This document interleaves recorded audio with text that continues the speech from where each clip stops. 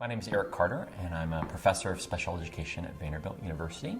I also am an investigator with the Vanderbilt Kennedy Center, where we have a program focused on disability, religion, and spirituality. So we're investing as a university organization in trying to understand that intersection of faith and disability in the families and individuals we serve. We have a number of different projects we're focusing on, all at that intersection of faith and disability. One of the ones that we're sort of on the back end now has been a project focused on faith and flourishing in the lives of young people with intellectual and developmental disabilities and their families. And this has been a project where we have been looking at the strengths and well-being and spirituality and support needs of a group of about 500 young people in Tennessee and their families, trying to understand what it is that really helps young people flourish. And what we're learning through that is that if you spend enough time talking to young people with disabilities, you're going to hear themes around friendship, around family, but also around faith. And so one of the things we've been focusing on is trying to understand what faith really looks like in the lives of teenagers and young adults with labels like intellectual disability and autism and other developmental disabilities. And what we're finding is that it really doesn't look dramatically different than it does for others without those labels.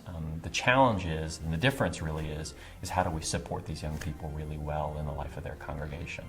And for many of the young people, what we found is that that spirituality and faith is an important part of their lives, but there are supports they need to really be part of a youth group or worship services or religious education programs aren't often there.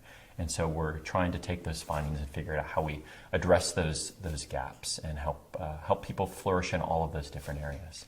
On the family end of things, we've spent a lot of time also learning from these families about what helps them as a family to thrive. And one of the things that's been interesting in that project is we've learned that as we've looked at those things that really predict a really strong quality of life for these families, one of the things that emerges in this project has been the importance of faith in the lives of these families, that actually is one of the most prominent predictors of well-being for these families. So for us, that's a challenge to think about how we as service systems address that dimension of people's lives, but also how congregations can play a really important role in helping these families flourish in that area as well. We've also talked with them about a number of things related to what it would look like to support them well in the life of their congregation. So that's one of the projects we've been really excited about. The second project we focused on is one called Putting Faith to Work.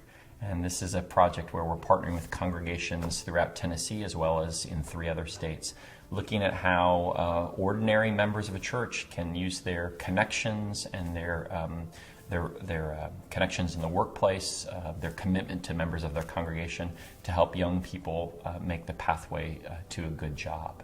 So this project is really involved getting folks to think about who in their congregation might have a disability, who would love to use their gifts in the workplace, pulling together a small team of folks to get to know that individual in terms of their strengths and their passions and their gifts, and then networking through their congregation and community to figure out where is a place in our community that could use exactly those gifts. It's been exciting to see this as a really ordinary way that congregation members can get involved in someone's life to help them become known, but also use their own gifts in the area of work to help someone else thrive in their career. So that's a second project that we've been involved with. There's a number of things that I find really rewarding about this work. It's exciting to see congregations begin to see their community from a different vantage point.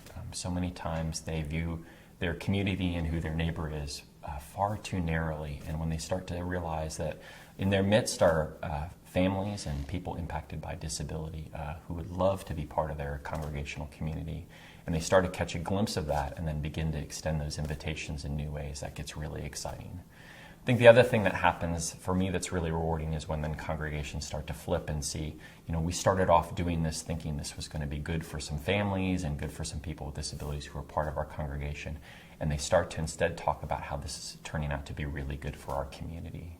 It seems to be that's a recurring lesson in the work around inclusion, is that we sort of mix up who really is benefiting from these efforts. And congregations that really start to invest in this work, they start to talk about how they're really benefiting, their congregation is strengthened by the presence and the participation and the gifts of people with disabilities. So when they start to see people with disabilities as really indispensable to their community, that starts to get really exciting for us.